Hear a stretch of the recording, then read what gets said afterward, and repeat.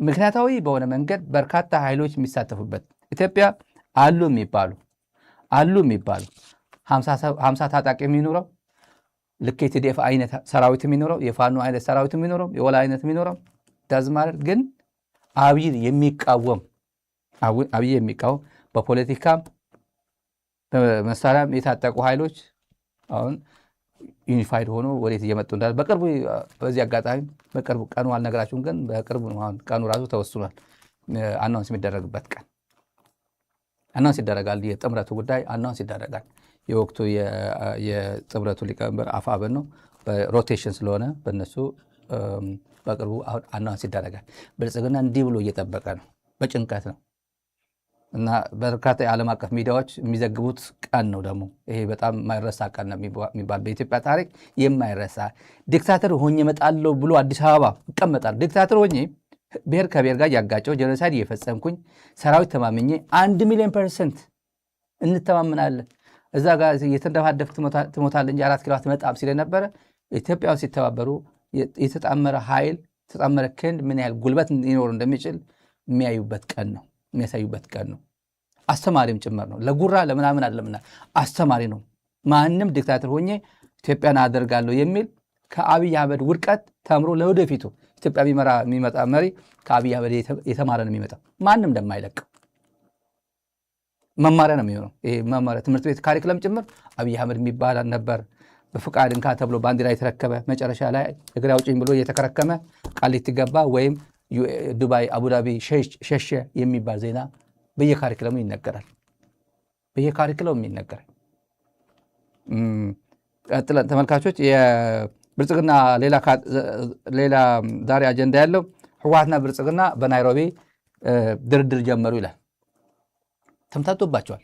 ናይሮቢ የነበረው የጽምዶ ነው። እና አንዳርጋቸው እነ ፕሮፌሰር መሐመድ በርካታ የቀጠናው ኃይሎች የተገኙበት ትልቁ ይመስላል። ብልጽግና የተንቀጠቀጣል የሰነበተው እንትኑ ሶሻል ሚዲያ ላይ እየለጠፉ እና ይሄ ሱሌይማን ደደፎ ነው። ሱሌይማን ደደፎ እንደ እሱ ይለምናል። አንደኛ ያልገባቸው ቲፒኤልኤፍ አሁን ብቻው የሚደራደርበት እድል የለውም። አፋብን ለብቻው የሚደራደርበት እድል የለውም።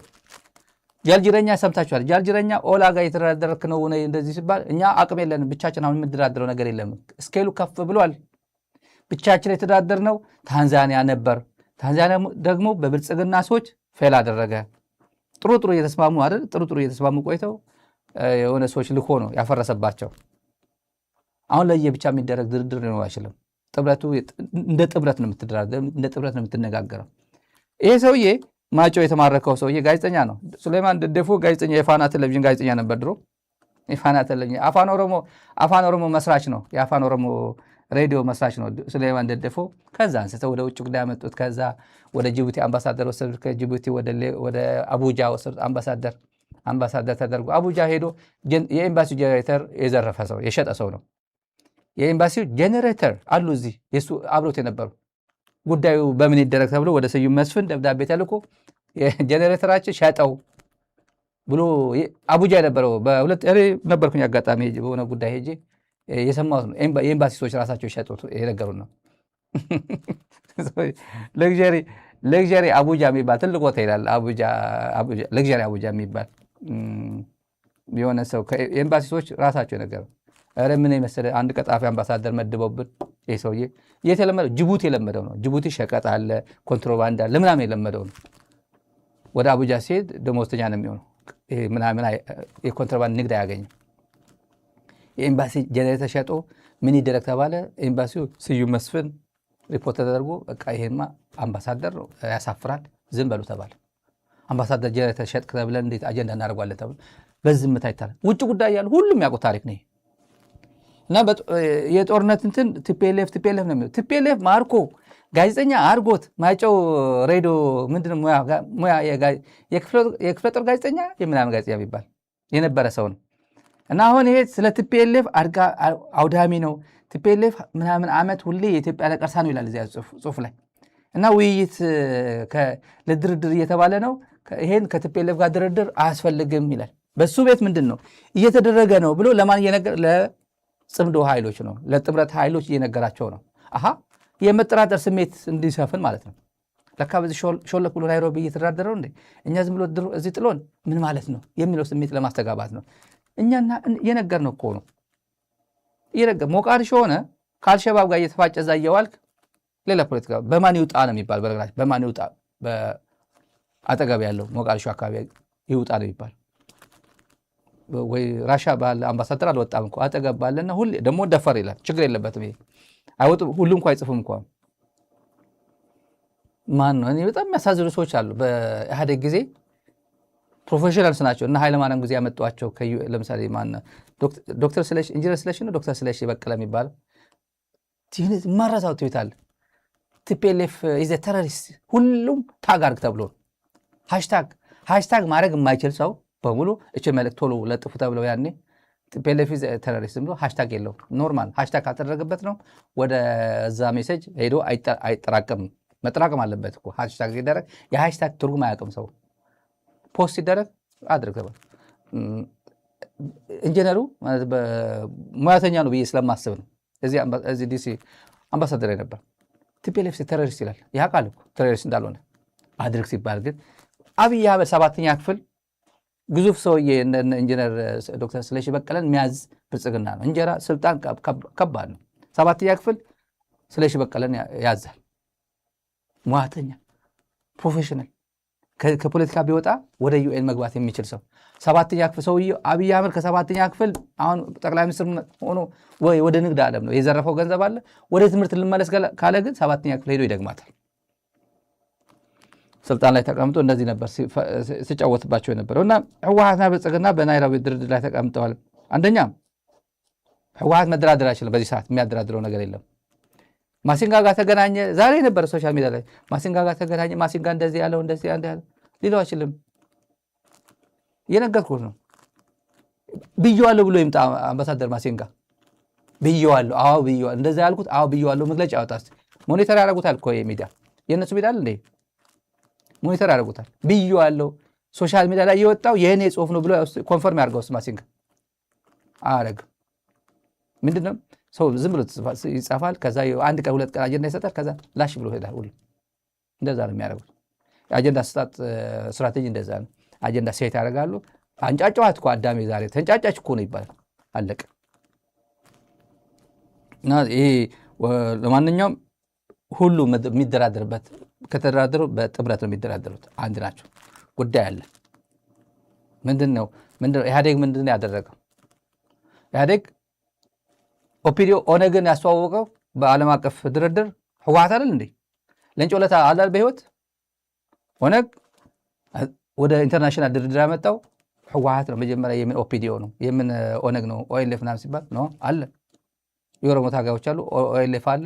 መደራደር አለበት ከኛ መምጣት አለበት ተብሎ የተጋበዘው ለንጮ እኮ በእነመለስ እኮ ነው። እነ ስዩም እኮ ወደ ድርድር ያመጣው እኮ ስዩም መስፍን ለንጮ በህይወት አለ እኮ በህይወት አለ። ለንጮ እንዴት አድርጎ ወደ ድርድር እንደገባ እና እኛ ለብቻችን አንደራደርም የአማራ ኢህደን የሚባል አናቅም ሲል ነበር ደርግ ጊዜ። ደርግ የምናውቀው ቲፒኤልኤፍ እና ኢፒኤልኤፍ ነው አለ።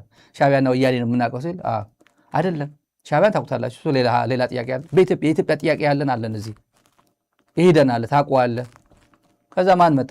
ዳዊት የአፈ ጉባኤ ነበረው ዳዊት ነፍሱን ይማረውና ከነመለስ ጋር አንደኛው ተደራዳሪ ሆኖ ሄደ። እሱ አይደል እንደዛ አልነበረም?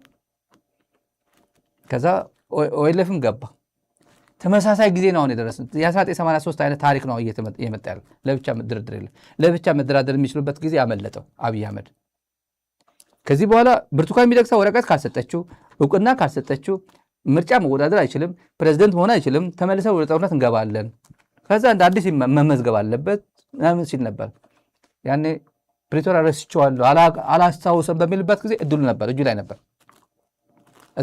እድል ነበር እጁ ላይ። ታቋለ ተደራደር ጨርሰው ጨርስ ሰላም ጥሩ ነው። ይሄ ጦርነት ብዙ ነገር ያስቆመ ነው። የሰው ህይወት መጥፋት ያስቆመ ነው። ጨርሱት እንጂ ከቲፒኤልኤፍ ጋር ስትጨርስ ብዙ የኢትዮጵያ ችግር ትፈታለህ። ሞኝ ነው የሞኝ ስብስብ። እቺ ተሰባብራለች የታመልጠኛለች ብሎ የትም አታመልጥም ብሎ ቀይ ባህር ነው ያለው።